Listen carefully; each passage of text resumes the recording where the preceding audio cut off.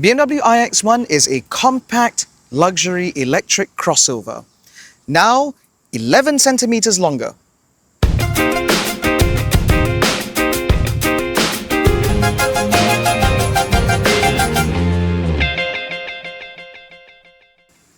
Now, as the name suggests, the BMW iX1L is an electric vehicle, which means that up front there is no engine, but instead you get a single front-mounted electric motor which produces 204 PS and 250 Newton meters of torque, which allows this car to go from 0 to 100 kilometers an hour in under 8 seconds, onward to a top speed of 175 kilometers an hour.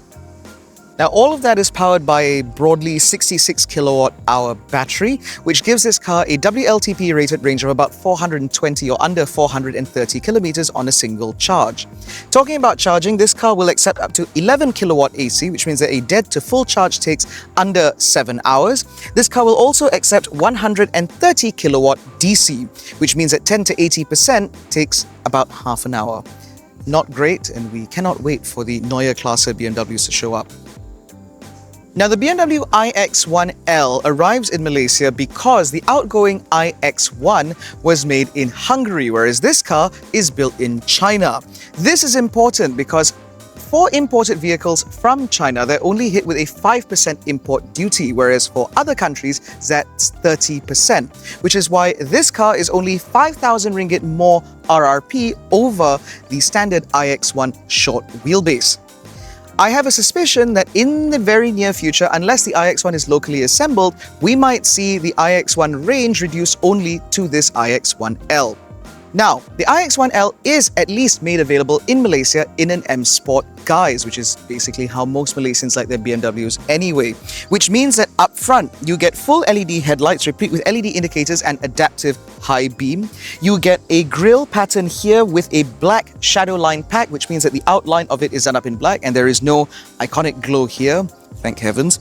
And as we move further down, you also get lots of black contrast paneling in order to make this car look a little bit more aggressive, as befitting an M Sport vehicle. That said, however, even though this is an M Sport car, it doesn't ride on M Sport suspension. That also means that the passive frequency dampers that we used to get with the outgoing model has also been replaced for this iX1L, instead utilizing comfort suspension, which means that in terms of ride height, it doesn't sit any lower. Now, down the side, rolling stock is handled by a set of 19-inch alloy wheels in a design that is shared with the regular iX1, and they are wrapped in Hankook Ventus S1 Evo 3 tires, which are suitably high performance and decently quiet, as we'll touch on a little bit later. One curiosity on the side profile of the iX1L is the fact that even though this is an M Sport model, we don't get M Sport badging here, which I find to be quite interesting given the fact that other BMW models seem to have it. That must be a China thing. Now, as I mentioned earlier, the BMW iX1L comes with the shadow line pack, which is why the trim around the windows is done up in gloss black, and so is the roof rails instead of the usual chrome that we get from non-shadow line models, which means that the side profile of this car does look quite smart and quite sleek. Although that said, this car is also done up in black, which means that all of these details are sort of disappearing. Now, I'd like to draw your attention to the rear doors, because this is where you will find this car's 11 centimeter or 110 centimeter increase in length. Now, the way BMW has achieved this is by lengthening this car's wheelbase by, again, 110 millimeters, which means that the gap between the two axles is a little bit longer, and all of that benefits rear seat space. As a result, the doors themselves are a little bit longer, and if you were to put this car side by side with a regular iX1, you will be able to see the difference. But to my eye, this car doesn't look unusually elongated, which means that buying the iX1L and the benefits that it comes with, which I will touch on a little bit later, doesn't come at the detriment of style. Unlike, however, the BMW 3 Series long wheelbase, which just looks a little bit weird. Now, at the back of the iX1L, there have been no changes at all, which means that it looks exactly like a regular iX1. So you have full LED tail lights here with your brake lights and indicators living up here. You also get an M Sport bumper here with, again, more gloss black contrast paneling to make this car look a little bit more aggressive, although you can't tell because this car is already black. But the only way that you can tell that this is the iX1L from the rear is that, because they very kindly put an L badge on it. Although I suspect that if you ask your dealer very nicely, they'd be quite happy to debadge it if that's not quite your thing. Now, the thing about the iX1 as a whole is that it's always been a decently practical vehicle despite its compact dimensions, which means that once you open the standard fit power tailgate, which does have a kick to open function should you so want it, you do find a pretty decent amount of space back here. In fact, if you had 4 adults to go away on a weekend holiday or whatever, there's plenty of space in here for all of their luggage. On top of that, there are also sort of hooks on either side, 4 of them to be exact. Plus, you even have a little bit of lighting, and the rear seats can be folded 40-20-40 for maximum practicality. Now, one thing that I do find surprising is the lack of underfloor storage, or lack of more expansive underfloor storage. Because if I were to lift this front section of the boot floor, you will find there is a pretty decent amount of space, enough for charging cables and that sort of thing. However, beyond that, the space back here is relatively limited. Now, I'm not sure what it is that's taking up all that space underneath the boot floor, but you basically have enough room for this car's emergency repair kit and the towing eye, but that's about it. Which means that if you're looking for additional space in this car, you're going to have to start folding the seats. Oh well. But as far as I'm concerned, I do still think that even though this is a compact luxury crossover, there is still plenty of room in here, which does make sense given the fact the iX1L is also meant to appeal to, for example, young families, and so there's space for strollers and other stuff that come with children. Now, the interior of the iX1L is actually a pretty nice place to be, because while it shares a lot of certain specifications with the regular iX1, like this sort of aluminium rhombical, I think they call it, material here, which is also stretched out onto the doors, as well as the Harman Kardon audio system and stuff like that. I do think that the interior color specifications have really helped to make this cabin feel a little bit more upmarket. So, for example, while we still get a black dash front here with stitching, we now get a lighter colored headliner, whereas the short wheelbase model had this done up in black. In this car, it's done up in a lighter sort of whitish off-white color, which does help to make the top half of the cabin feel a little bit more airy. And then we get onto the lower half of the cabin as well as the seats. Now, these seats are covered in Vaganza leather, which basically means it's not real leather, but the color to me I think is fabulous. It's got this sort of like a dark red brick hue to it with lots of contrast stitching, as well as perforation in the middle, as well as this sort of quilted design, again applied to the center parts of the seats themselves. That color also stretches to the lower half of the dashboard as well as onto the door cards as well, which means that it just feels very posh. By the way, if you're looking at a BMW iX1L, this is currently the only interior specification that you can have it in. So if you're not a fan of this red brick hue, tough. But I think that it looks fabulous because it does, again, help to make this cabin look and feel a little bit more upmarket than it would if it was done up in just a very somber black. Now, beyond that, in terms of technology, this car comes with no less than 3 screens. 2 of which are displayed on this sort of curved display here, where the center infotainment system or infotainment screen is curved ever so slightly toward the driver in order to not just improve visibility, but also in terms of being able to reach all the various functions available in here.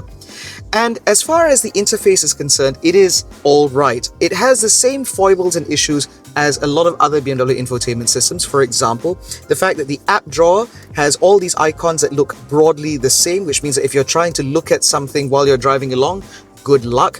And on top of that, there's so many different sub-menus in order to find what it is that you're looking for. It's just a little bit irritating. On top of that, you also don't get dedicated climate control buttons. Instead, they live on this ribbon at the bottom of the screen, which means that in order to adjust the temperature, you're stabbing at the screen.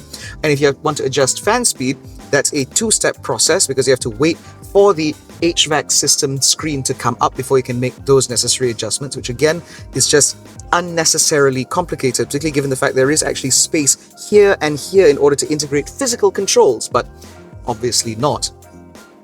Now, mercifully, beyond those things, this system does seem pretty nice enough to live with. The graphics are nice and smooth, it all renders very nicely, and I think that the overall interface is aesthetically pleasing, and at least it does a very good job of displaying this car's 360-degree camera, as well as helping you with this car's automated parking system. Now, beyond this screen, you also get a digital instrument cluster, which is also not so bad. It isn't the tallest display in the world, so where the screen for the infotainment system is this tall, the screen for the instrument cluster is only this tall. Now, the reason for this is because a lot of this upper portion here is actually blocked by the steering wheel if you're set up in a comfortable enough position, which means that perhaps to BMW, they thought that there's no point in really extending the screen all the way to the top. Either that or they were pinching pennies. But as far as the interface is concerned, again, it's not the most customizable thing in the world, but it does a decent enough job, which means that, again, all the information that you need is available at a glance, and it means that it's quite easy for you to live with and get on with.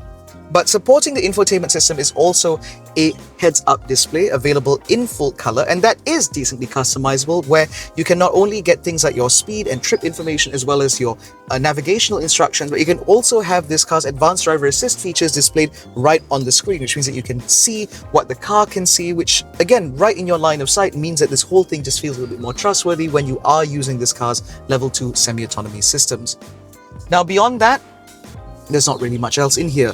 There's a wireless charging pad here with a little sort of seat belt to hold your phone in place, which I think is quite an interesting touch. You get a couple of cup holders, lots of space underneath this floating center console, as you can see, which is decently accessible on either side with a couple of USB-C ports. However, the storage in this console here is very shallow.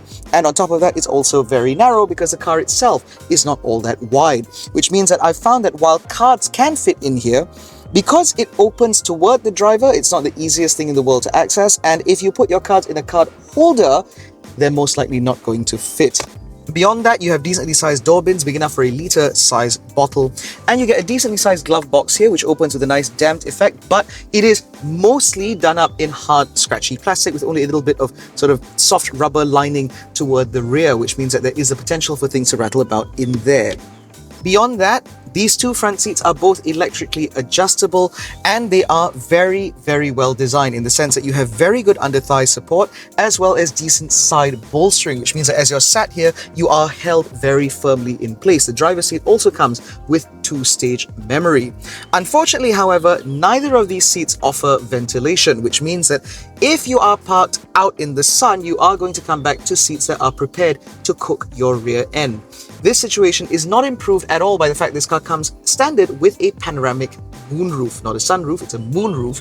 And while it is very nice in order to have all that light into the cabin, one of the things I've noticed is the sunshade doesn't close when you switch the car off, which is a feature that we find in a lot of vehicles that come with panoramic moonroofs.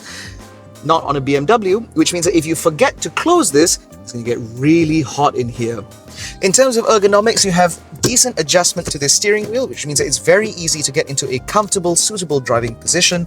And overall, I think that material quality in here is good. All the buttons feel nice and clicky, and it just seems really reassuring. However, talking about this steering wheel, because this car is an M Sport model, it's nice and chunky with nice leather wrapping. But once again, we are subject to the fact that this car does not have active distance control or adjustment for the follow distance on the adaptive cruise control mounted on the steering wheel, even though there is a space for a button. That is still buried in the screen. Now, I did speak to a German engineer from BMW in order to sort of get some answers as to why it is that they insist that this is the best way to do things.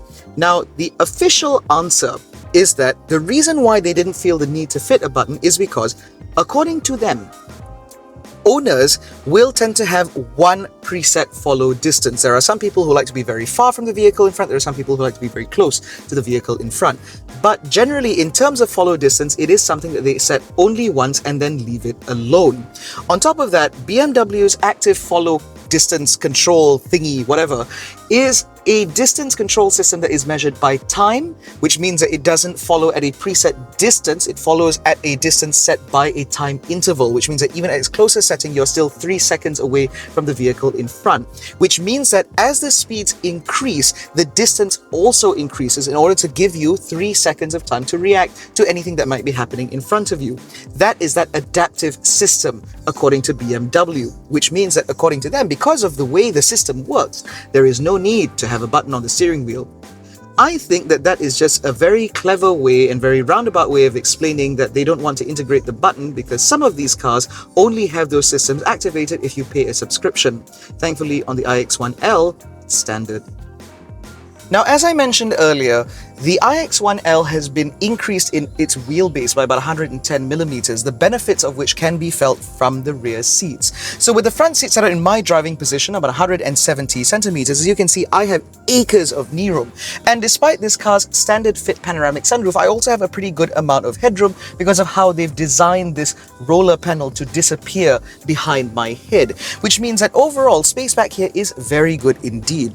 In addition to that, BMW has also increased the length of this rear seat bench in order to improve under-thigh support, which means that if I were to stretch out like this, as you can see, the bench stretches almost to the rears of my knees, which means that life back here is very, very comfortable.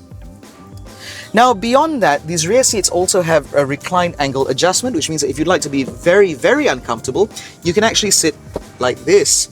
Would be great if you're trying to punish a small child that has been irritating you all day. However, you can also adjust this to a myriad of other angles, all the way back to about here, which means that, again, you can sit very comfortably indeed. On top of that, the materials back here are also pretty good, with more of that stitched faux leather up here and more of it down here, again, with more of that dark red brick leather, which just looks fabulous. And because of this car's longer wheelbase, there is plenty of space for feet, and while there is a little bit of a hump in the floor, because this car's wheelbase is very long, there is still plenty of space for feet. That said, however, I would like to point out the fact that this car only comes with a set of crotch coolers in the center with a couple of USB-C ports as well, which means that if you have a third passenger back here, air conditioning is going to be a bit of a challenge. On top of that, they are mounted so incredibly low that it's quite difficult to actually get them pointed at your face. Basically, if you're sat any closer or any further forward than this, it just doesn't have enough room to reach you. Oh well. Now, in terms of this as a family car, life is also pretty good. The ISOFIX mounts are very, very easy to locate. And again, because these rear doors are very large and they do open very wide, it does mean that even a bulky rear-facing child seat will not be an issue at all to fit in the back end of this car. However, I would have appreciated if there was a second or third, rather, ISOFIX mount on the front passenger's seat in order to allow a little bit more flexibility in terms of how families want to sort of lay out their car, especially over longer distances. But 2 ISOFIX mounts is basically par for the course. A third would have been nice, but not really necessary, which means that the iX1L again just ticks boxes. However, because this car in particular is longer than the iX1 upon which it's based and is the only one that's offered in Malaysia on comfort suspension, the bigger question is, does the BMW iX1L still feel and drive like a BMW? Or have there been many concessions made in order to appease the Chinese market and their preferences? Now, BMW claims that for its long wheelbase model, specifically this iX1L, as well as the 3 Series Li, that there isn't really a compromise in terms of the BMW driving dynamics. It will feel a little bit different, yes, but ultimately they still claim that these cars will still feel and offer the same sort of agility that you'd expect from something bearing the BMW roundel. Now, I'm inclined to disagree, because this iX1L, despite arriving in M Sport guise, doesn't appear to be riding on M Sport suspension. Instead, the suspension setup for this car appears to be significantly softer than what we've come to expect from BMWs as a whole. And that might be because this car is long wheelbase, it might be because this car is imported from China, but one of these things is occurring, and as a result, it means that this is not quite as dynamically capable as the standard wheelbase iX1 was, because that car was an absolute hoot and a half to throw around. Instead, the iX1L seems to present itself in a slightly softer, more genteel sort of fashion. When you hit a pothole in this car, for example, it sort of softens off the edges in a very posh manner, very plush at that, which means that this car now feels very, very comfortable, which is great. It's kind of what you want, especially if you're driving this car about in town, which I think is what the iX1L will be doing most of the time anyway. But that comfort does come at the compromise of overall drivability and driver engagement. So for example, as I take this sharp left-hander, you can feel the weight of this car transfer to the outside wheels quite noticeably, because the suspension of this car feels a little bit less stiff. Now, again, while that might take away from driver engagement, it does mean that it is very comfortable. So for example, as I go over potholes and so on, it just feels like this car really rounds off the edges of road imperfections and delivers a very comfortable driving experience.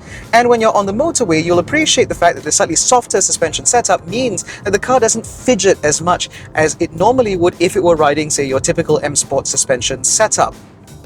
You might argue that an iX1L being softer than the iX1 might be a bit of a detraction because it means that it's less of a BMW, less driving pleasure. And what BMW could ever offer you less driving pleasure? There's a whole point of a BMW, right? However, I'd argue that I think this suspension setup actually works better for the iX1L given the sort of customers that will be looking at this car primarily. You see, the iX1 was a pretty good car as it stood, but of course it had limited space in the rear. This car improves that enormously by lengthening the wheelbase. And the sort of people who'd prefer a lengthened wheelbase over the slightly shorter, more compact iX1 are the sort of people who would want a car that is a bit more accommodating for passengers. And I think that this softer suspension setup does mean that this car will be as a whole more agreeable to passengers compared to the standard wheelbase iX1. But as I said, there's no such thing as a free lunch, and so in order to accommodate the slightly softer suspension setup, you do compromise a little bit in terms of driver engagement. But that said, it's not to the detriment of the car as a whole, because again, as you sit on the motorway and do 110, 120 kilometers an hour, this car still feels very confident and very planted. It feels very sure-footed, and as a result, it does mean that if you do want to cover significant distance in the iX1, you should be able to do so quite comfortably indeed.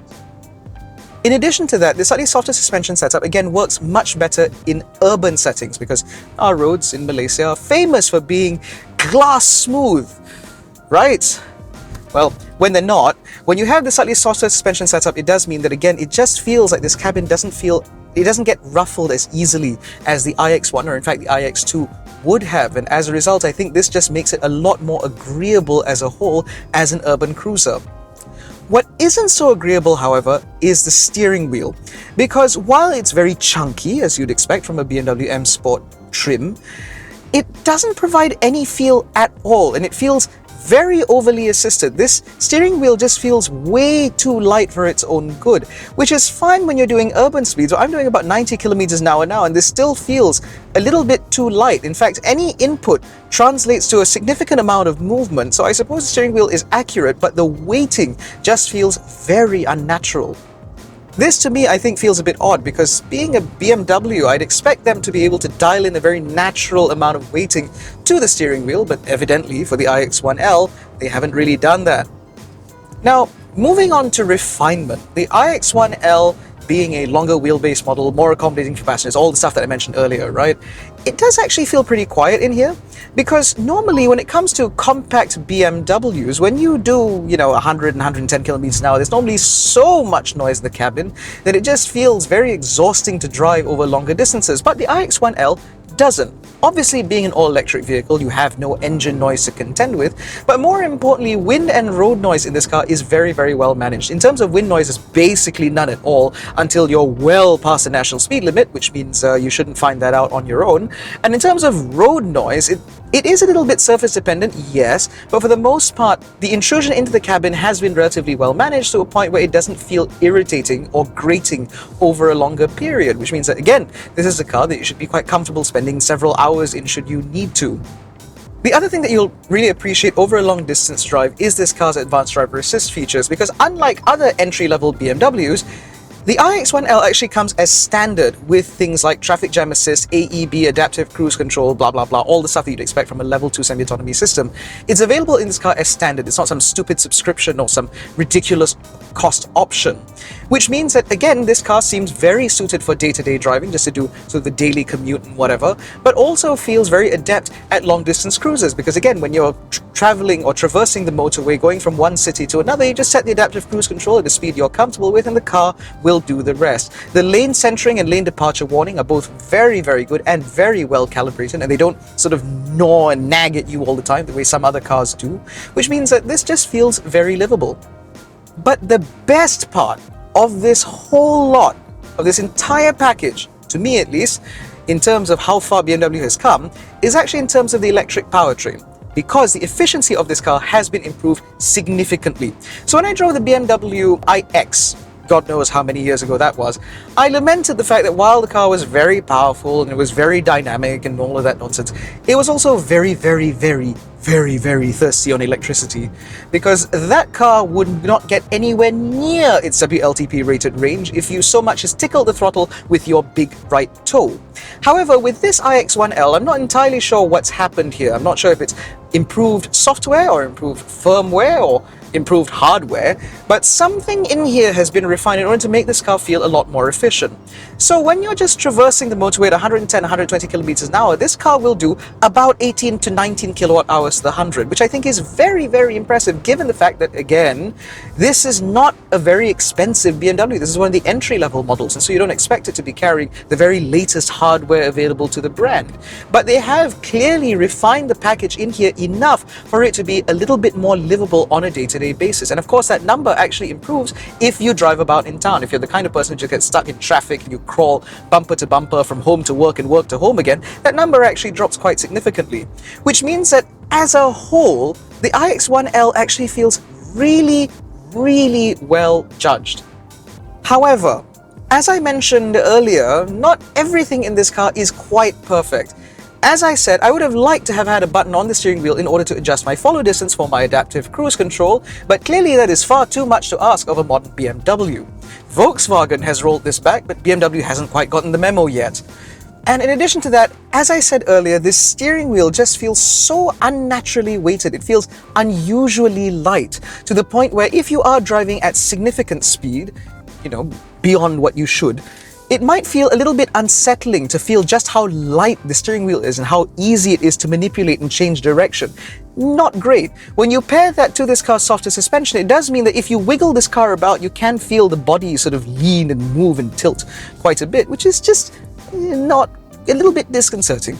However, within this sort of segment, the iX1L does offer excellent practicality, very good efficiency, as I mentioned earlier, and for the most part, this does feel convincingly like a BMW. It doesn't feel like some sort of cheaped out compact car with a premium badge on it. This car feels like a properly engineered BMW, which is exactly what you want when you're paying this kind of money, because the iX1L is not cheap. However, if you are looking for a slightly more dynamic package and you want, or rather you're willing to compromise a little bit in terms of practicality, there is of course the BMW iX2, which has a coupe-like roofline, and on top of that it's got slightly beefier suspension, which means that when you do want to chuck that car about, the suspension actually can keep up with your demands, which means that body roll is very well controlled and yada yada. It feels a bit more driver focused and driver centric. But if you're looking at this and thinking you want a car that's even bigger and even more efficient and even more powerful and charges faster, but you're willing to give up the premium badge, then there is also the Xpeng G6, which I maintain is still one of the best electric family cars that money can buy. And compared to this, of course, it doesn't drive nearly as well, but it's a bigger car, which means that if you have a need for space, then you have to trade off some degree of practicality. It's a bit like buying a van.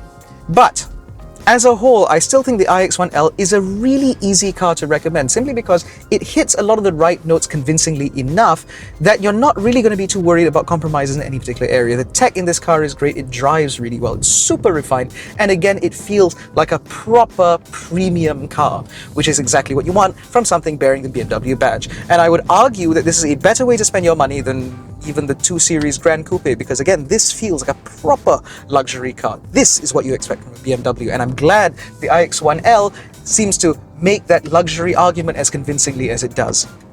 In any case, that concludes our review of the 2026 BMW iX1L. If you enjoyed this video, please give it a thumbs up, subscribe to the channel, hit the little bell icon to notified every time we make a new upload. Don't forget to follow us on Facebook, Twitter, and Instagram. All the links are in the description below, including the link to join our new WhatsApp channel. Thank you so much for watching. We'll catch you in the next one. Take care, stay safe, and jangan bodoh.